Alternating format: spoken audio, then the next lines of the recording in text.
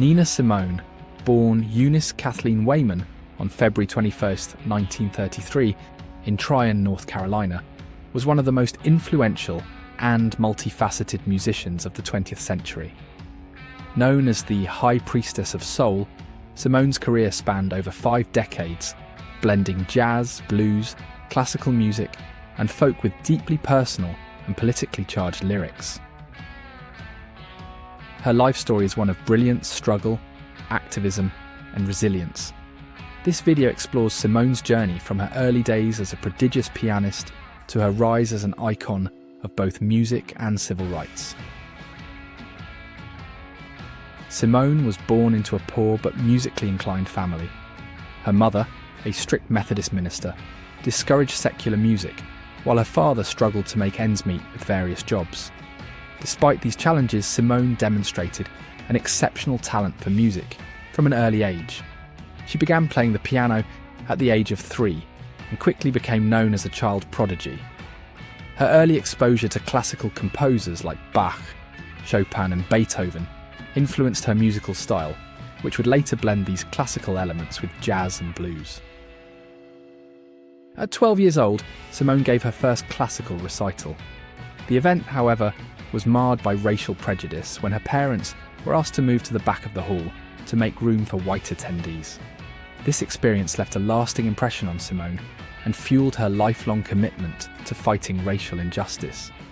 She later recalled that this moment marked her first conscious awareness of the deep racial divide in America, something that would become central to her music and activism. Simone's goal was to become the first black classical pianist in America. To achieve this, she attended Juilliard School in New York City on a scholarship, preparing for an audition at the prestigious Curtis Institute of Music in Philadelphia. However, despite her undeniable talent, she was denied admission, a rejection she believed was due to racial discrimination. This setback forced her to find alternative ways to support herself and pursue her musical dreams. In the late 1950s, Simone began performing in Atlantic City nightclubs to make ends meet. To hide her new career as a nightclub entertainer from her devout mother, she adopted the stage name Nina Simone. Nina was a nickname given to her by a boyfriend, and Simone was inspired by the French actress Simone Signoret. Her performances quickly gained attention for their unique blend of jazz, blues, and classical influences, coupled with Simone's smoky, emotive voice. In 1958, Simone recorded her first album, Little Girl Blue, which included her rendition of I Loves You, Porgy. The song became a hit and catapulted her to fame. Unlike many artists of the time, Simone had complete creative control over her music, blending genres and experimenting with her sound. She refused to be pigeonholed, and her style became a genre unto itself, a mix of classical, jazz, blues, and soul, often underscored by her powerful piano playing. As Simone's fame grew, so did her involvement in the civil rights movement. The 1960s were a turbulent time in America, with the fight for racial equality reaching its peak. Simone, deeply affected by the injustices faced by Black Americans, used her platform to speak out against racism and oppression. Her music became a tool for activism, and she used her voice not only to entertain, but to inspire and mobilize.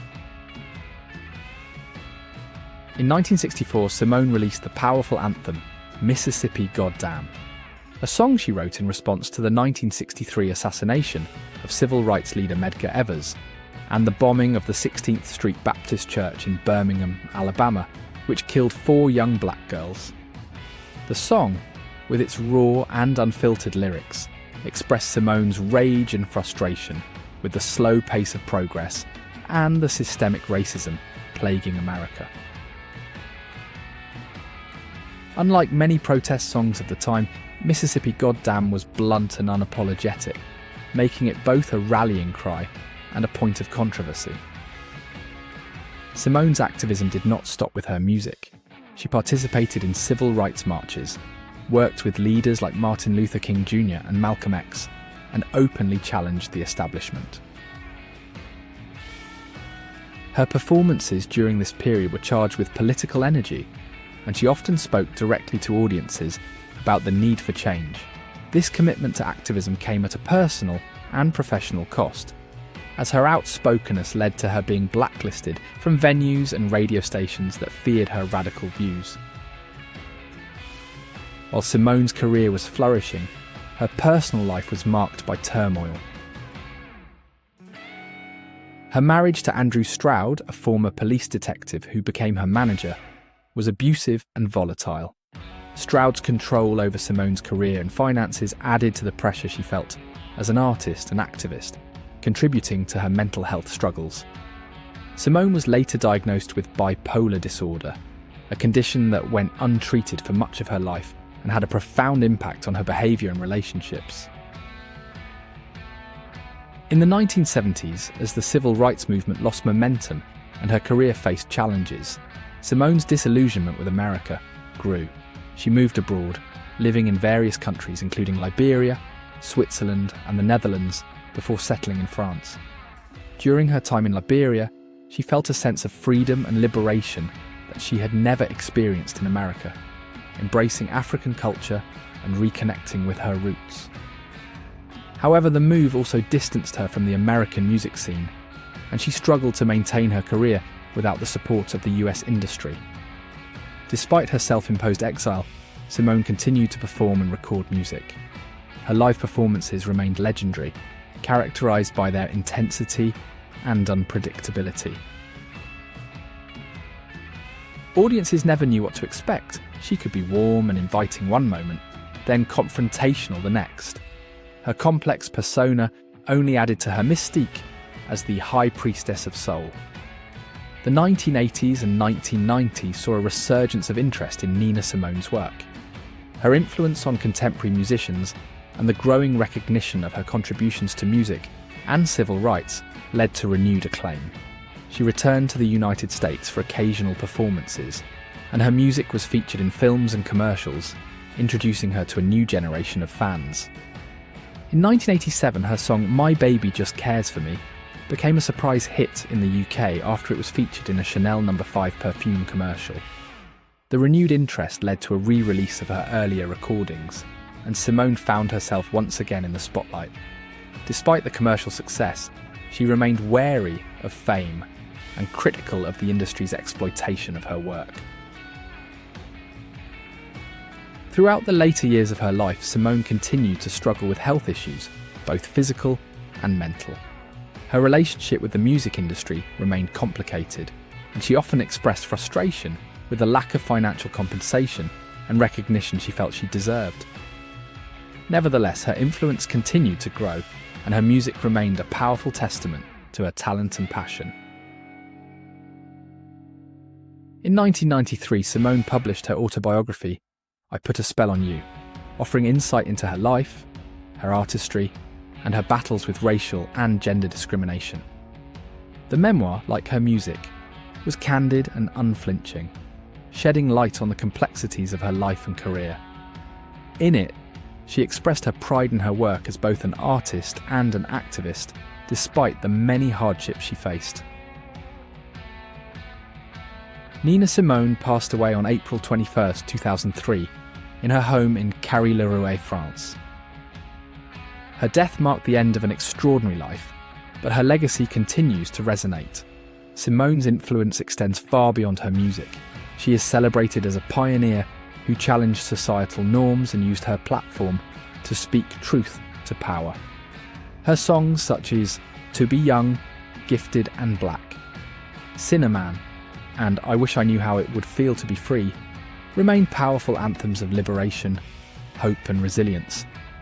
Her contributions have inspired generations of artists across genres, including jazz, soul, rock and hip-hop. Musicians like Lauryn Hill, John Legend and Alicia Keys have cited her as a major influence, and her work has been sampled and covered by numerous contemporary artists. The enduring appeal of her music lies in its authenticity. Simone's ability to convey raw emotion, whether it be joy, sorrow or anger, allows her to connect with audiences on a deeply personal level. Beyond her musical legacy, Simone is also remembered as a trailblazer in the fight for racial and gender equality. Her bold stance during the civil rights movement and her unwavering dedication to her beliefs set a standard for artists as activists. In recent years, her life and work have been the subject of documentaries and biopics, further cementing her status as a cultural icon.